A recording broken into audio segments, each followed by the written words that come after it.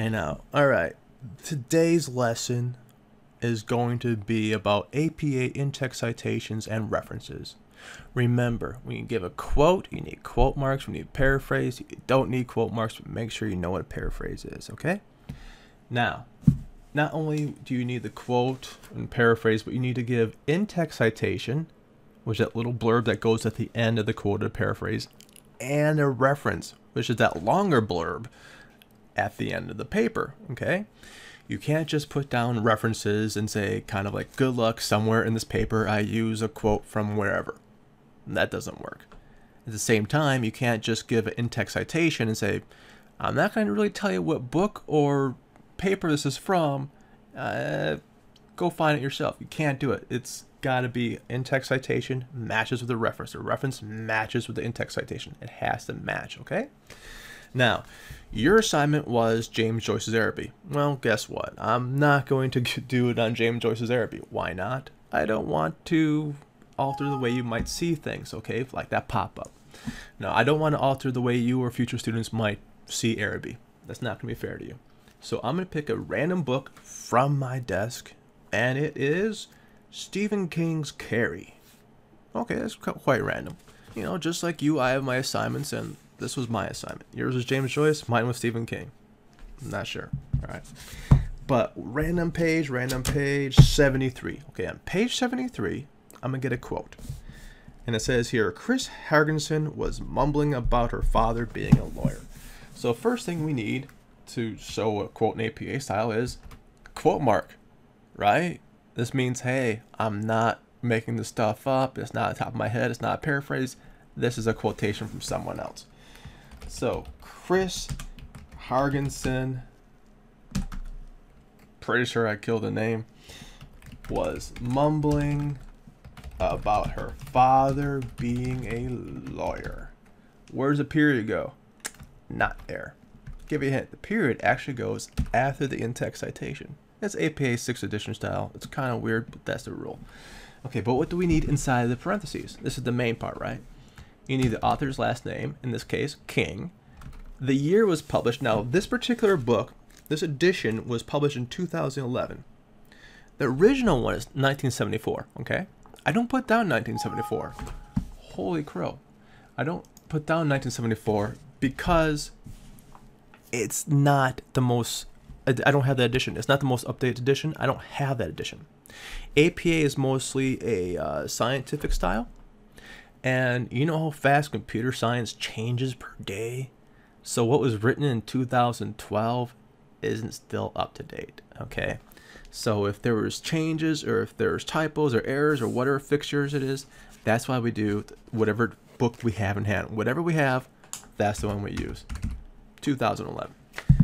And it was on page 73. Excuse me, that's a typo. See, it's easy to fix typos. Teach them to period at the outside.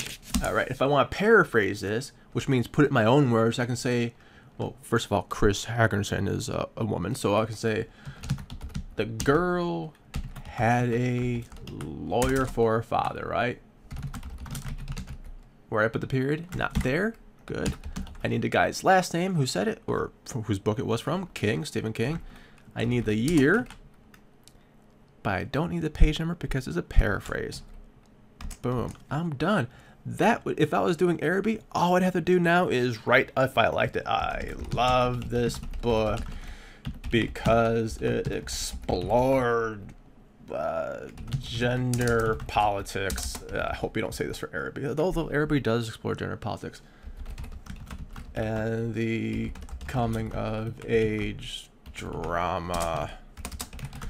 I don't know why I have so many typos, apologize, but then I'll go on for a couple more sentences. Here's a full paragraph, right? Now, at the end of all that, I still need my references. It would be references if I had more than one book, but right now we're just using one. So reference, period, right? What does an APA reference need? Well, it needs the author's last name. Okay, King, Stephen King. His first initial, S. The year, not our current year, but the year for this. It's 2011. The title, Carrie. See, I picked a really easy title. I don't know. It just worked out the way. Now, we also need location and publisher, location and publisher. Location for this one, not where I'm at, but where the book was printed. It was actually printed in a pop-up land. No, it was printed in New York. And the publisher, this was actually a weird edition. It was for the movie, and the publisher is Anchor Books. Guess what? The end. I might have put 2 spaces there, it's fine. This is the reference. See how this right here matches this right here? That means when I'm reading, as an instructor, I go, oh, Chris Harrison was mumbling about her father being a lawyer. King, 2011. I will actually look at the reference page and go, King, 2011. Like, oh, that's Carrie. Okay, yeah, I know this one. That's why they have to match up.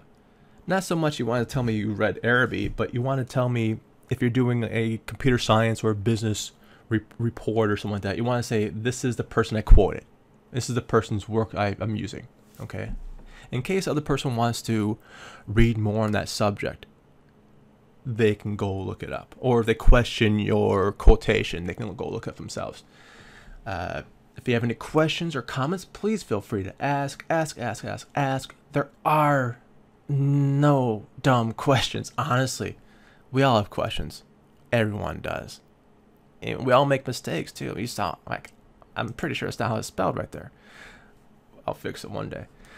But if you have questions, just ask. Remember, quotation marks, last name, year, page. If it's not a page, a paragraph, count the paragraphs. P-A-R-A, count the paragraphs. And the reference is right there, okay?